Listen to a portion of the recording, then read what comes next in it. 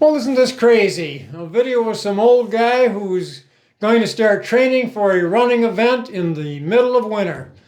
Now, as I record this video in the comfort of my office, along with my capable staff over here, winter weather is starting to be in full swing, and like several other times in the past, I've decided that now, of all times, is the time to start getting in shape for a local spring running event that I've done for years and I really enjoy doing. It's a half marathon. So, as always, preparing for a running event takes a lot of time. I have the gear, I have the experience, and now that I'm retired, you would think I should have the time to work on it. And now I don't even have to run at night like I used to when I was working. I can do it all in daylight. So, what's the big difference this time from when I did it in the past? Well, I'm older now. I'm a certified senior citizen who hasn't run much at all in the past 3 years for various reasons. And my last half marathon I ran 3 years ago. And although I finished second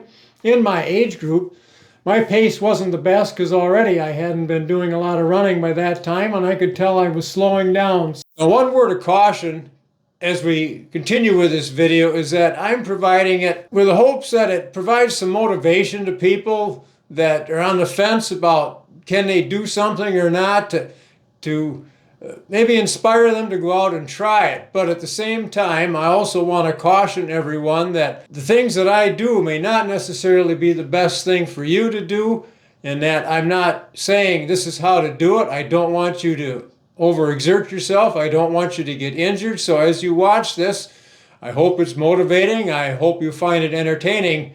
But please be careful and don't assume that the things that I'm doing are the right things for you to do. So here's the big question. Can I do it? Well, who doesn't love a good challenge? So follow along on my journey as I cover the methods, the clothing, the equipment and planning and tracking tools that I use during the training process that have always worked for me, and let's find out.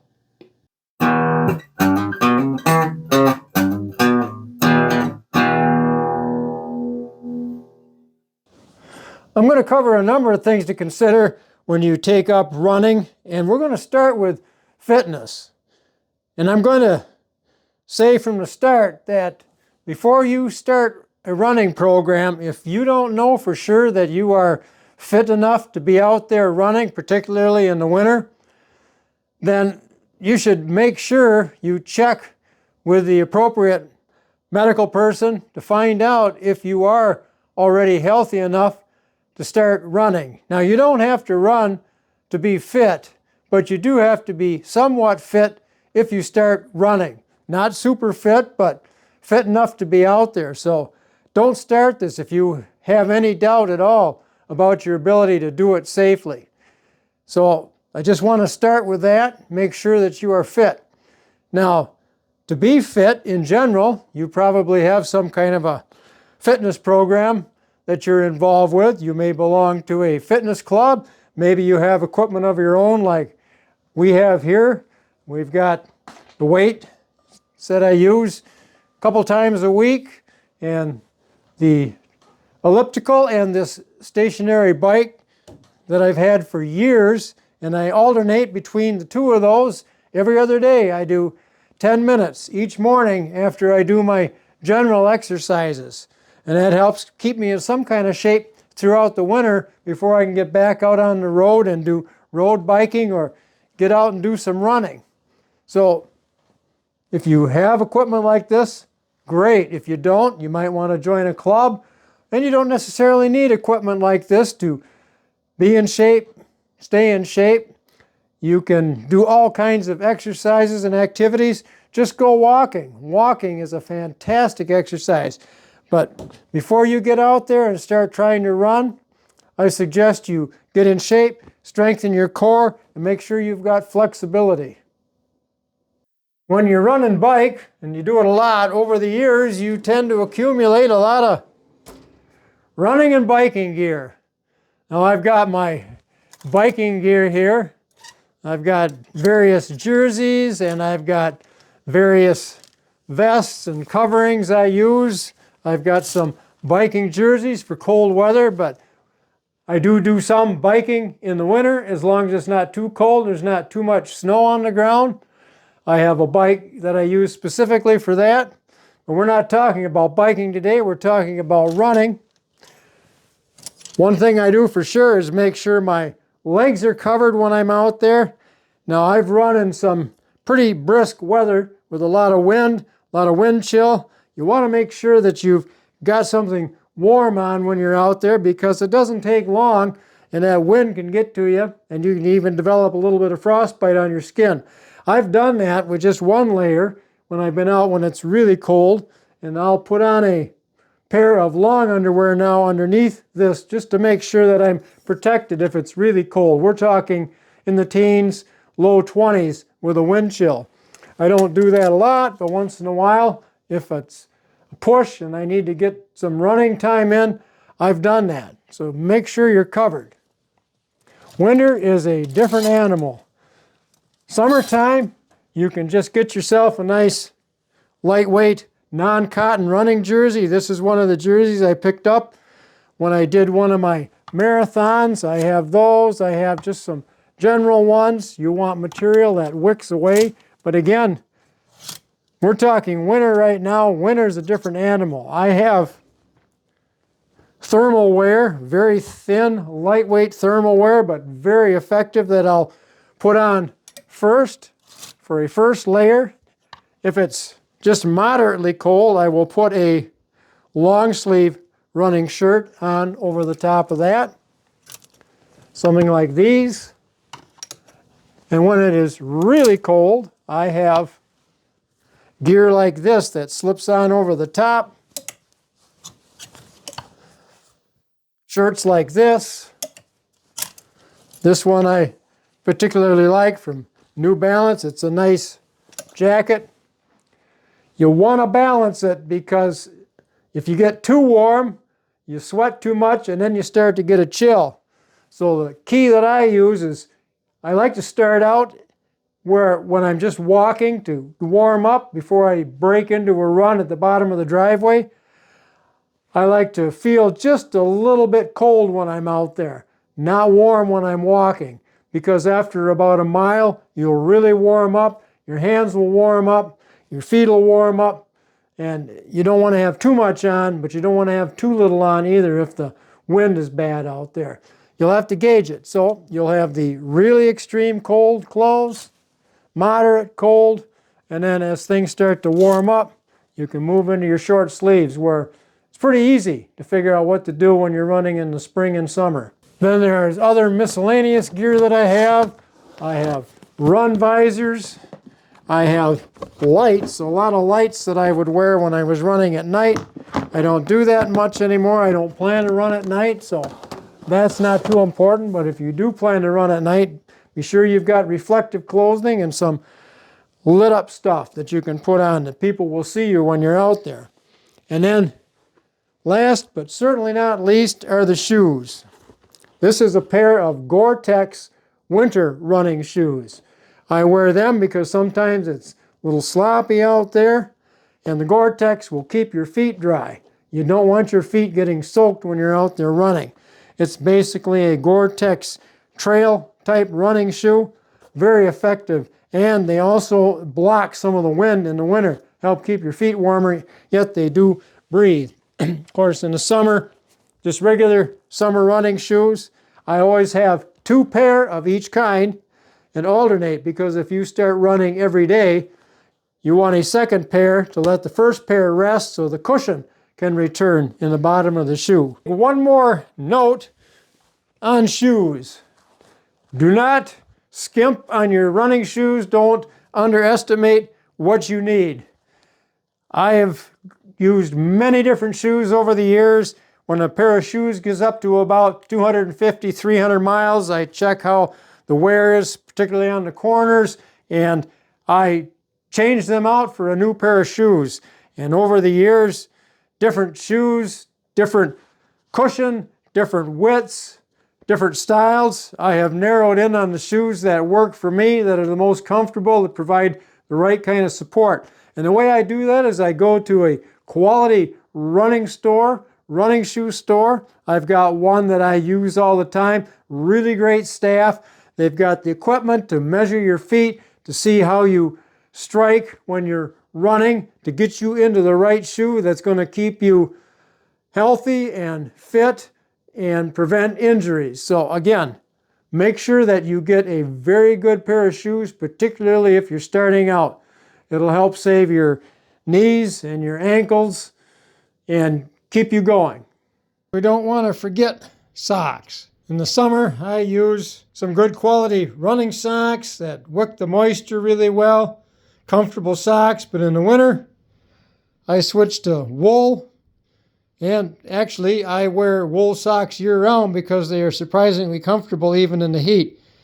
But you'll want to get yourself some good, high-quality wool running socks if you're going to be out there in the cold. Of course, gloves are important in the winter. I oftentimes wear these glove liners. That's all they are, is leather glove liners. They are a knit, not too heavy. They allow it to breathe, but they do keep the cold off my hands. When it's really cold, then I put on a pair of cloth, woven insulated gloves, and that helps quite a bit. And they usually end up coming off partway into the run when my hands warm up. And another thing that's useful if it's pretty nippy out is a good mask. These are available in a lot of places, and just slip that on and wrap it around behind, and that will allow enough air to breathe, because you generally want to breathe through your nose anyway, and keep the chill off your face. Well, that takes care of your running clothes and gear, and maybe a visor, maybe a hat you'll want to add to that so your head stays warm.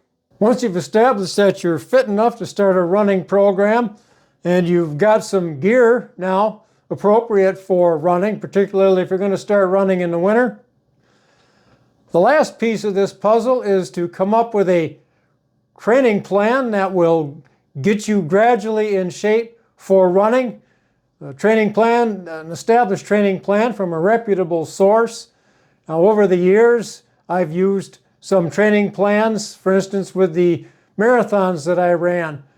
They had a specific training plan based on your age, based on your skill level, your fitness, and how far and how fast you were planning to run. And I used those plans. I printed them out, and then I checked off each day how I was doing, and I monitored my progress. And by the time I was done, I was ready to run in a marathon. So that's very important.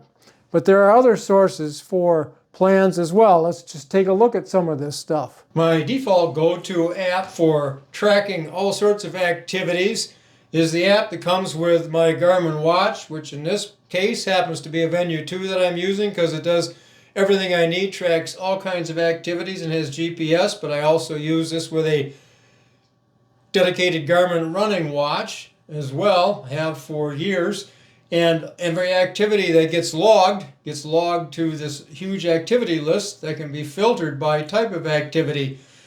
Yoga, elliptical training, biking, and in this case I filtered it to running. And we're going to take a look at a running event here just by clicking on the title. And here is the very last run that I took, and it happens to be over a year ago on November 15th of 2023. Like I said, I haven't been running that much. 3.22 miles gives the time, the pace, which was not very good. And then the map, temperature at that time. It was sunny. I can take a look at the elevation, pace, and heart rate changes, the run cadence, and a wealth of other information about the run in the details screen. Excellent. Gives you really just about all the information you need. Another option, if you can get the information to it, and in this case my Garmin app transfers the information to it, and that's Map My Run, part of the Map My Fitness group of web apps. This is a monthly view, and there is a walk here that I did the other day just to test things out again. So let's just click on that walk. Then again we have statistics on the walk, the map of the route that was taken, And again, distance, duration, average pace. A lot of information available as well with the Map My Run app, and you can get into more detail. And then for training plans, an excellent resource is Runner's World. And you can pull up training plans for all levels, all types of runs, 5K, half marathon, 10K, full marathon. This happens to be the training plan for a beginner for a half marathon. And it gives you the week numbers, weeks 1 through whatever it is there for the full training plan. And for each day, what you should do, the rest, how many miles you should run, and the type of running you should do to get in shape. Again, Runner's World is an excellent resource for information on how to run safely, how to build up your endurance, how to build up your pace. Has all these training plans, so I recommend if you're going to get into running, it's a very good resource to look up Runner's World. Going back to Garmin Connect, it also has training and planning available, workouts. It has pacing strategies. It has coaching plans. Excellent tool here. And another tracking method I use is a spreadsheet I built many years ago when I started on this journey before I was using all the automated tools, and I still keep it up to date with tabs for running, for road biking, and for other activities. But now I primarily use it for the runs and the road bike activities. The date, start, end time, the duration of the ride or the run, the distance, the average speed, weather conditions at the time, the route I took, comments on the route, hilly, flat, difficult, and then I also track shoe mileage here. I've got formulas to add up by different shoe how many miles it is, so when I hit the mileage limit on a shoe, which is somewhere between 250 and 300 miles for me, I get rid of the shoes, and the shoes that are in this list are shoes that did hit those mileage limits, actually went beyond, and I have gotten rid of those and replaced them. I don't have the new shoes entered into the system yet. And then I've got charts that show me how I'm doing on distance and speeds. So there's another handy tool that I use, probably not necessary now with all the other history available with Garmin and Map My Run, but it's still kind of nice to have my own spreadsheet of this activity to refer to. I can do a little more charting from this that I can't do with the online apps. And there you have it, the various tools and resources you have to make running plans and to track your progress as you work your way towards your running goal. And there you have it, a quick overview of what a running program looks like for me. The clothes I wear, some of the equipment I have, some of the training plans and training tracking that I do, and some of the things that I do to stay in shape and stay fit. As I build up towards that running event in April, I'm going to do a video periodically on my progress and show you how I'm doing. And some might be shorts, some might be long videos. So stay tuned for that, and we'll track the progress.